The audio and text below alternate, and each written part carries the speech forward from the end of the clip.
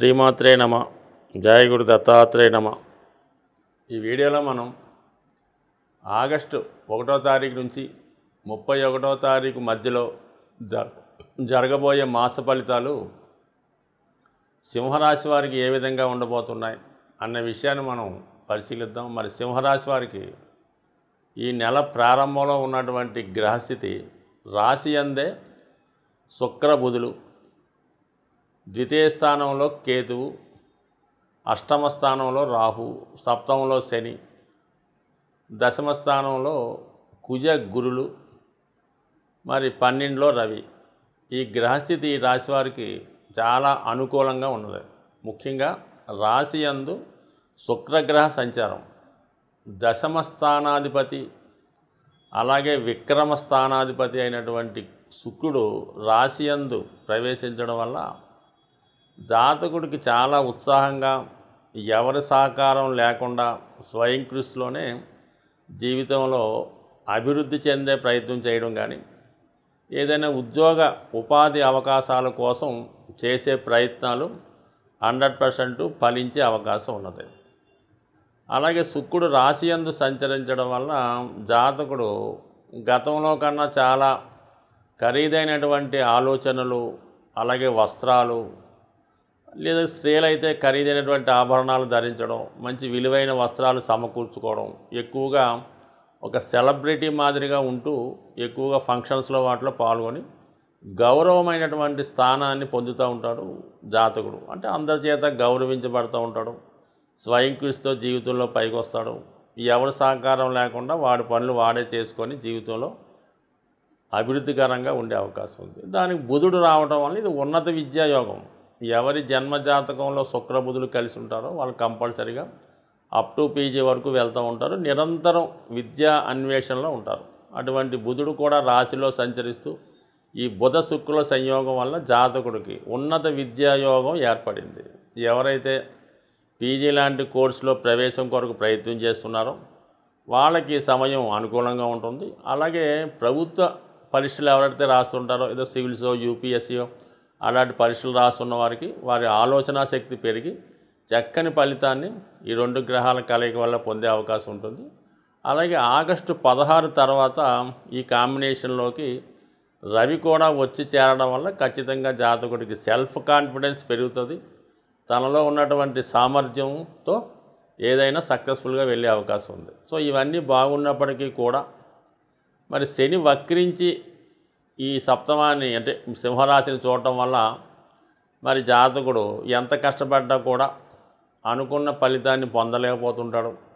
కొద్దిగా చదివింది కష్టపడింది మర్చిపోతుంటాడు. కాబట్టి ఎక్కువ కృషి చేయాలి. అయితే అదృష్టవశాత్తు మనకి శని భగవానుడు వక్రగమనం పొందడం వల్ల జాతకుల్లో ఇంకా కృషి పట్టుదల పెరుగుతుంది. మరి కొంతవరకు గురువు యొక్క భావం, ఆరో భావం కూడా ఫలితం రావడం వల్ల జాతకుడికి అంటే 7లో ఉన్నటువంటి శని వక్రించి ఆరో భావంలో ఉన్న ఫలితాన్ని కూడా ఇవ్వడం జరుగుతుంటుంది. కానీ టెక్నికల్గా అక్కడే ఉంటాడు, కానీ ఫలితం మాత్రం కొంతవరకు 6లో ఇస్తుంటాడు. అందుకని ఖచ్చితంగా విజయ అవకాశాలు పెరుగుతాయి. అంటే గతంలో మీరైనా ఒక ఇంటర్వ్యూకి వెళ్ళో ఒక కాంపిటేటివ్ ఎగ్జామ్ రాసి ఫెయిల్ అయి ఉంటే మళ్ళీ అదే కాంపిటేటివ్ ఎగ్జామ్ రాయడం వల్ల మీరు 100% దాంట్లో ఫలితాన్ని పొందే అవకాశం ఉంటుంది. ఇది ఖచ్చితంగా మంచి విజయ అవకాశం ఈ రాశి వారికి ఉంది. సో ఇది మనకి బాగుంటే, ముఖ్యంగా ఈ రాశికి యోగకారకుడు రాష్ట్రాధిపతి రవికి మిత్రగ్రహం అయినటువంటి చతుర్థ భాగ్యాధిపతి, కేంద్ర కోణాధిపతి, స్వయంగా అదృష్టాన్ని ఇవ్వగలిగే గ్రహం కుజగ్రహం దశమ స్థానంలో సంచరిస్తూ అష్టమాధిపతి గురువుతో కలియడం వల్ల జాతకుడికి ఆకస్మికంగా వృత్తిలో అభివృద్ధి రావడం జరుగుతూ ఉంటుంది. లేదా కొన్ని సందర్భాల్లో అదనపు బాధ్యతలు స్వీకరించడం జరుగుతూ ఉంటుంది. అలాగే ప్రస్తుతం ఉన్నటువంటి ఉద్యోగాన్ని విడిచిపెట్టి వేరే స్టేటస్లో ఉన్నటువంటి ఉద్యోగంలో ప్రవేశించడం జరిగే అవకాశం ఉంది. ఇది ముఖ్యంగా ప్రభుత్వ ఉద్యోగులకి, అది కూడా యూనిఫారం వేసుకున్నటువంటి పోలీసు, ఎక్సైజు, సెక్యూరిటీ సంబంధించినటువంటి డిపార్ట్మెంట్లో ఉన్న వాళ్ళకి మాత్రం ఖచ్చితంగా మంచి పదవి ఉన్నతి, వాళ్ళ యొక్క స్టేటస్ కూడా పెరిగే అవకాశం ఎక్కువగా ఉంది. జాతకుడు కూడా చాలా సమర్థవంతంగా ఎవరిని లెక్క చేయకుండా చాలా కష్టపడి పనిచేసే అవకాశాలు కూడా ఎక్కువగా ఉన్నాయి కాబట్టి, అలాగే నూతన ఉద్యోగ ప్రయత్నాలు చేస్తున్న వాళ్ళకి, అది గవర్నమెంట్లో కానీ లేదంటే ఏదన్నా ఈ పోలీస్ డిపార్ట్మెంట్ వాటికి సంబంధించింది కానీ, లేదంటే సెంట్రల్ గవర్నమెంట్ సంబంధించిన దాంట్లో కూడా ఖచ్చితమైన అవకాశాలు ఉన్నాయి కాబట్టి, మరి ఈ సమయంలో ప్రయత్నం చేయడం వల్ల కూడా మీకు మంచి సక్సెస్ వచ్చే అవకాశం ఉంది. సో ఇవన్నీ చాలా అనుకూలంగా ఉన్నాయి. దానికి అదనంగా రాహు అష్టమ స్థానంలో సంచరిస్తూ చాలా వరకు మీకు వచ్చిన అవకాశాలను పోగొడుతూ ఉంటాడు.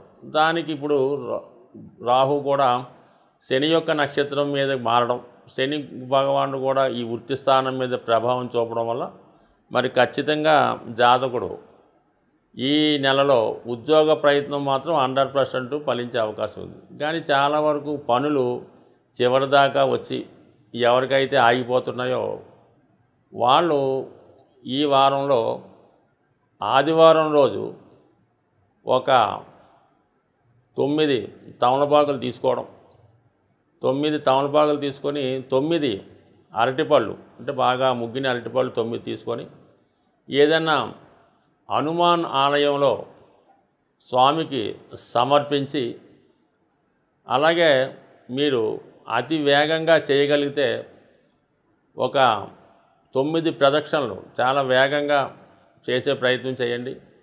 ఖచ్చితంగా మీ ఆటంకాలు తొలగి ఉద్యోగ ప్రయత్నం మాత్రం 100% నెరవేరే అవకాశం ఉంది. చిన్నపాటి రెమెడీ చేయడం వల్ల ఒకసారి చేసి ప్రయత్నం చేయండి. లేదు మనకి టెంపుల్ అందుబాటుగా లేదనుకున్నవారు మామూలుగా గృహంలో కూడా ఈ 9 తమలపాకులు 9 అరటిపళ్ళు ఆంజనేయ స్వామి ఫోటో దగ్గర పెట్టి నమస్కరించి, అది ఎవరైనా కష్టపడుతున్న వాళ్ళకి, శ్రామికంగా కష్టపడుతున్న వాళ్ళకి మరి వాళ్ళకి ప్రసాదంగా పంచిపెట్టడం వల్ల కూడా మీకు తొందరగా ఉద్యోగ ప్రయత్నం ఫలించే అవకాశం ఉంది. సాధారణంగా ద్వాదశ రాశుల వారికి కూడా ఎక్కువ సమస్యలు అన్నది రుణ సమస్యలు ఎక్కువగా ఇబ్బంది పడడం జరుగుతూ ఉంటుంది.